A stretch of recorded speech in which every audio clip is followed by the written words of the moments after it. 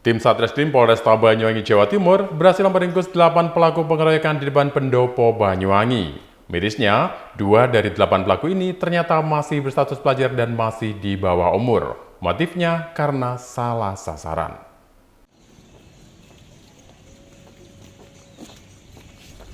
Pelaku pengeroyokan terhadap 3 orang di kawasan Pendopo, Kabupaten Banyuwangi, Jawa Timur yang videonya viral di media sosial akhirnya berhasil diringkus tim unit Resmob Satreskrim Polresta Banyuwangi pada Selasa 5 Desember 2023. Dari 8 pelaku yang diamankan, 2 diantaranya ternyata masih berstatus sebagai pelajar di bawah umur. Kedelapan remaja yang ditetapkan sebagai tersangka ini merupakan teman satu tongkrongan. Mereka tercatat sebagai warga Kelurahan Singotrunan dan warga Kelurahan Temenggungan, Kecamatan Banyuwangi. Berbekal video amatir warga yang viral di medsos, polisi meringkus seluruh tersangka di rumah masing-masing tanpa perlawanan. Dari hasil penyelidikan pihak polisi diketahui, pengeroyokan ini terjadi akibat salah paham saja. Bahkan, ketika korban yang dianiaya secara brutal ternyata hanyalah korban salah sasaran dari para pelaku. Awalnya, para pelaku tersinggung setelah mendengar ada suara knalpot sepeda motor yang bising yang digeber sekelompok pemuda lain saat melintas di sekitar lokasi. Naasnya, ketika korban bernama Abdul Ghafur, Mufid, dan Putra yang saat itu lewat tepat di belakang para pemuda itu langsung dikeroyok oleh para pelaku. Penganiayaan dilakukan karena pelaku mengira 3 korban merupakan teman gerombolan pemuda yang bergeber knalpot bising. Meski korban sudah menjelaskan, para pelaku tetap saja melakukan penganiayaan secara brutal. Selain mengamankan pelaku, polisi juga berhasil mengamankan barang bukti berupa baju para pelaku. Sementara batu dan pendungan yang digunakan untuk menganiaya korban langsung dibuang pelaku untuk menghilangkan barang bukti.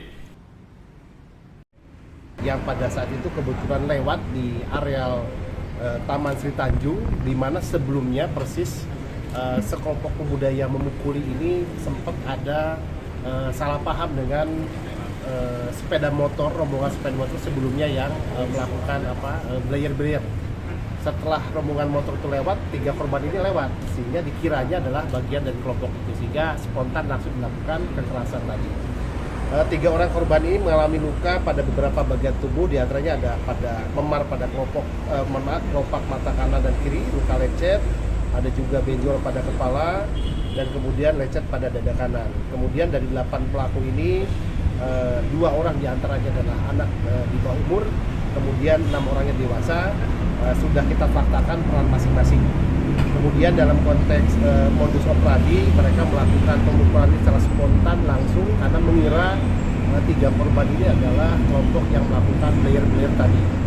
Dan kemudian barang bukti yang kita amankan ada beberapa potong pakaian yang digunakan pada saat kejadian. Kemudian juga ada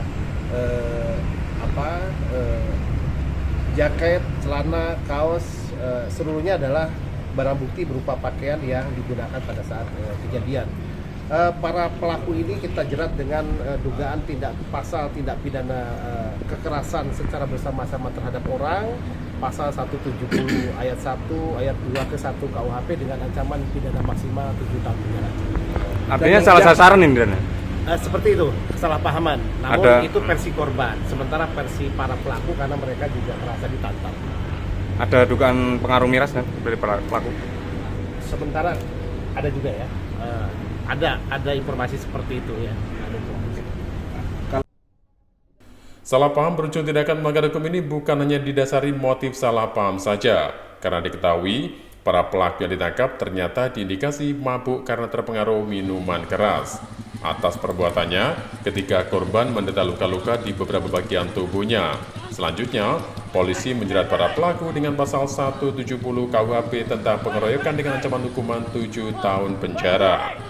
Diberitakan sebelumnya, aksi pengeroyokan di kawasan Pendopo, Kabupaten Banyuwangi terjadi pada Minggu dini hari 3 Desember 2023 lalu. Dalam video ini, tampak para pelaku secara bayi buta melakukan aksi penganiayaan terhadap 3 orang korban.